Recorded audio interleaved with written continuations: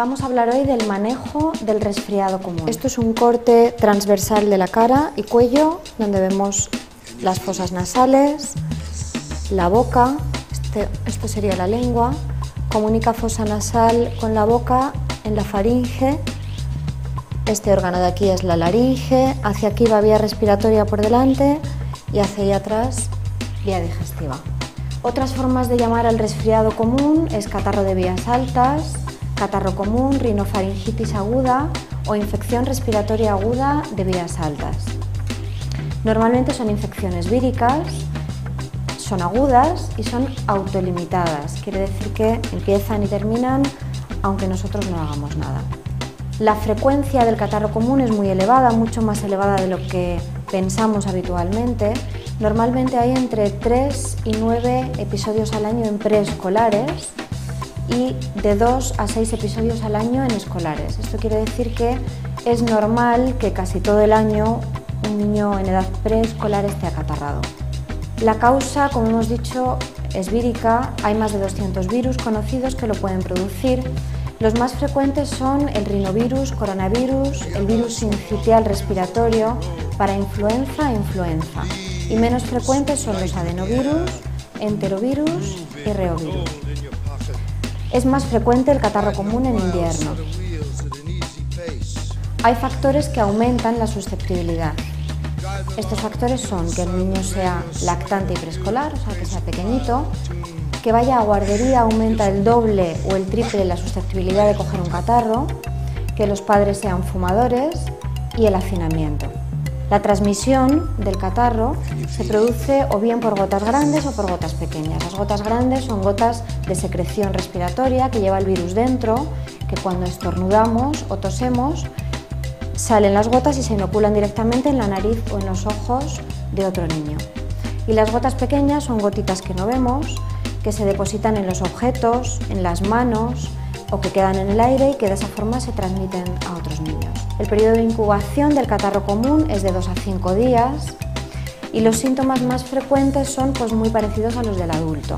Irritación nasal, dolor de garganta, estornudos, congestión nasal y ocular, rinorrea, que quiere decir echar mucosidad por la nariz, tos, ronquera, o sea, afonía, malestar, dolor de cabeza, dolores musculares y febrícula que no suele ser muy elevada, hasta 38 tomada en la axila. Estos síntomas que hemos explicado eran en los niños más chiquititos. En los mayores de 3 años la fiebre suele ser más alta, hasta 3 días suele durar, tienen irritabilidad, malestar, pueden tener vómitos y diarrea, falta de apetito y la rinorrea va cambiando. El moco que se echa por la nariz al principio es acuoso, al segundo o tercer día es purulento y es justo esta coincidencia cuando empieza a ser purulento cuando mejora el malestar, los síntomas de malestar.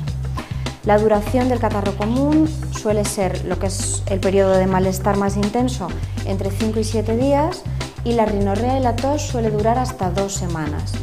Con esto quiere decir que el catarro dura mucho y que como son muy frecuentes, por eso a veces nos da la sensación de que el niño siempre está malito, la gente acude mucho a la consulta porque no se le va nunca el catarro y es que esto es normal. Si un niño tiene un catarro al mes y el catarro dura con la tos hasta 2 semanas, pues constantemente puede que esté con síntomas de mocos y tos.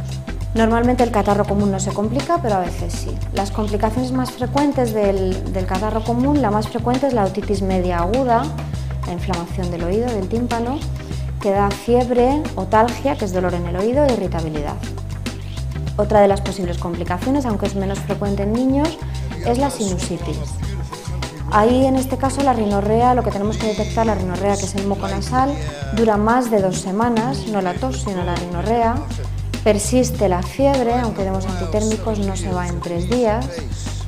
Hay dolor de cabeza y dolor facial, que si el niño ya es un poquito más grande nos lo puede incluso señalar dónde le duele. La adenoiditis es otra de las posibles complicaciones del catarro, lo que comúnmente se llama vegetaciones, se inflama esa glándula y también produce dolor y mucha mucosidad purulenta.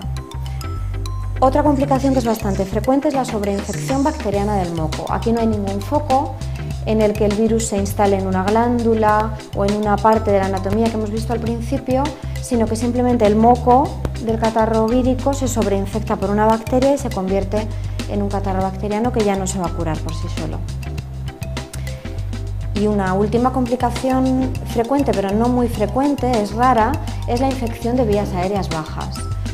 Aquí la población general piensa que hay mucha frecuencia de que realmente un catarro baje al pecho, que es lo que la gente suele expresar, pero realmente es poco frecuente, solamente en niños con predisposición y que tengan frecuentemente bronquitis o problemas de asma. El tratamiento del catarro de vías altas, pues bueno, no existe un tratamiento realmente específico porque, como hemos dicho al principio, es autolimitado, tal como viene se va, aunque no hiciéramos nada. La mayoría no necesitan un tratamiento farmacológico y no hay ningún estudio que haya demostrado que ni los antibióticos, ni la vitamina C, ni los polivitamínicos, ni el zinc sean eficaces.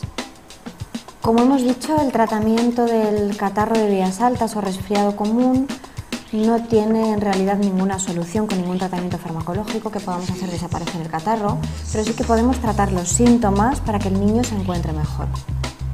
Hay un tratamiento sintomático que es no farmacológico, que a veces le damos poca importancia, pero es muy importante. Una buena hidratación es fundamental para que el catarro no se complique. La ingestión frecuente de líquidos lo que hace es fluidificar las secreciones, el moco, y disminuye mucho la tos. También la miel con zumo de limón diluido puede mejorar estos síntomas, pero no se debe dar en lactantes chiquititos, menores de 6 meses. Los lavados nasales, hechos de forma cuidadosa, con una solución fisiológica que se puede hacer en casa, con medio litro de agua y una cucharadita de sal, o se puede comprar en la farmacia, o también las nebulizaciones de agua de mar ayudan a que el niño tenga la nariz más despejada y que respire mejor. Han de realizarse de forma cuidadosa, con el bebé, si es muy chiquitito, puesto de lado por la fosa nasal que queda hacia arriba, y es mejor realizarlas antes de dormir, antes de comer y cada vez que el niño presente una mayor obstrucción. No hay que abusar tampoco de los lavados nasales. Tras el lavado nasal podemos hacer una aspiración suave de la fosa nasal con un aspirador infantil o con una pera de succión. Tampoco hay que abusar de la aspiración. El uso de un vaporizador o humidificador del ambiente es importante también para la fluidez de las secreciones. Hay que limpiarlo y secarlo muy bien a diario porque si no puede ser colonizado por hongos. Y es mejor no utilizarlo en niños con asma. El tratamiento postural, o sea, el poner al niño con la zona de la cabeza un poquito elevada respecto al resto a la hora de dormir, ayuda a que respiren mejor. Evidentemente en niños muy chiquititos no se puede hacer porque se escurren hacia abajo o porque se mueven mucho en la cuna.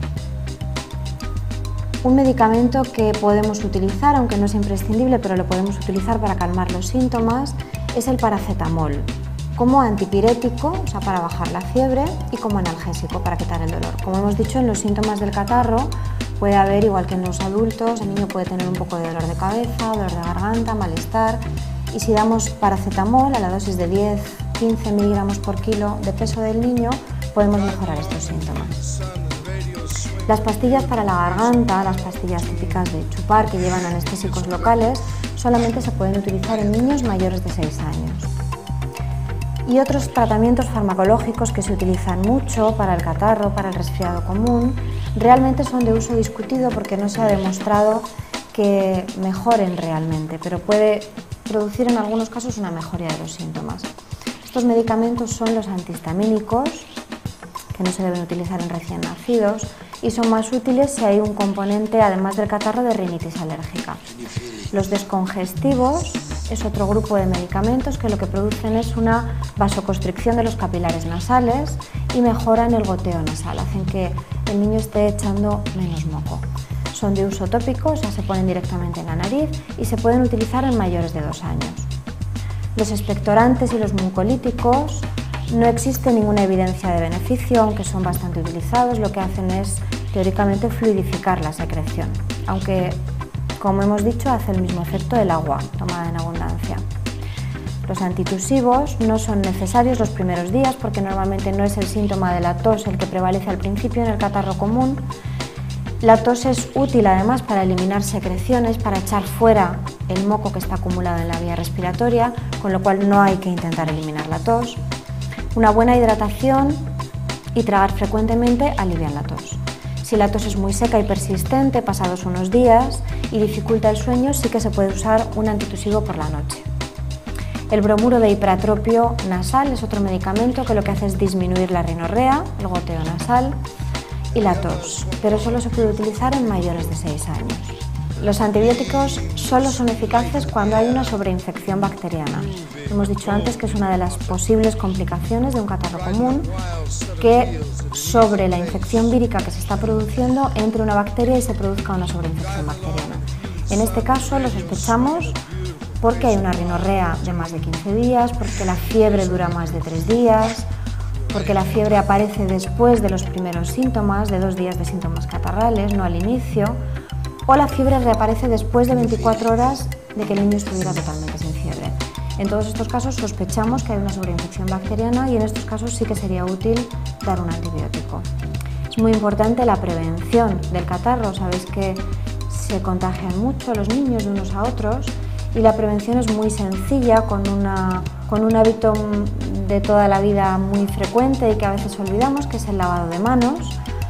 Las manos suelen ser, aparte de las gotas que hemos dicho antes con los estornudos y la tos, las manos suelen ser las que más transmiten los virus. Porque si un adulto limpia los moquitos a un niño y después no se lava las manos y toca a otro niño, ya le está transmitiendo el mismo catarro que tiene el primer niño. Y es muy importante también en los menores de 6 meses la profilaxis de exposición, que quiere decir el intentar que un niño menor de 6 meses no esté junto con otros niños que están acatarrados o con adultos que están acatarrados, aunque a veces es difícil. El resumen del manejo de un catarro en casa sería conocer los síntomas, que por eso los hemos estado explicando, porque es importante que los conozcamos, que sepamos qué evolución tienen en el tiempo. Tener en cuenta la frecuencia de los catarros y de los resfriados nos puede servir para no alarmarnos y para saber que estamos ante una situación normal, y conocerlos según la edad. Es importante también confiar en la eficacia de los tratamientos no farmacológicos que hemos comentado antes, pero que son muy eficaces. Utilizar el paracetamol para la fiebre, para dolores, para el malestar. No dar nunca antibióticos sin prescripción médica. También es importante que los niños permanezcan en casa 2 o 3 días. ¿Por qué? Porque se encuentran mal, a nadie nos apetece estar trabajando si nos encontramos mal, a los niños tampoco les apetece estar en la guardería si se encuentran mal, y además porque pueden contagiar a otros niños. Y no hay que esperar a que todos los síntomas del catarro se vayan con un jarabe, hay que tener paciencia, el catarro sigue su curso, tiene su comienzo y su fin, hay que tratar los síntomas y esperar a que poquito a poco vaya mejorando. Hay que consultar al médico si se sospecha una sobreinfección bacteriana, ya hemos comentado cómo la podemos sospechar, o una complicación de ese catarro. Hay que recordar mucho la importancia del lavado de manos y la no exposición de los bebés. Ventilar muy bien las habitaciones es otra medida muy sencilla y muy eficaz. Todos los días abrir la ventana de par en par, aunque sea invierno, y ventilar bien para que se vayan los virus. No fumar en casa, ni cerca de los niños, ni en el exterior al lado del niño, también es muy importante. Muchas gracias.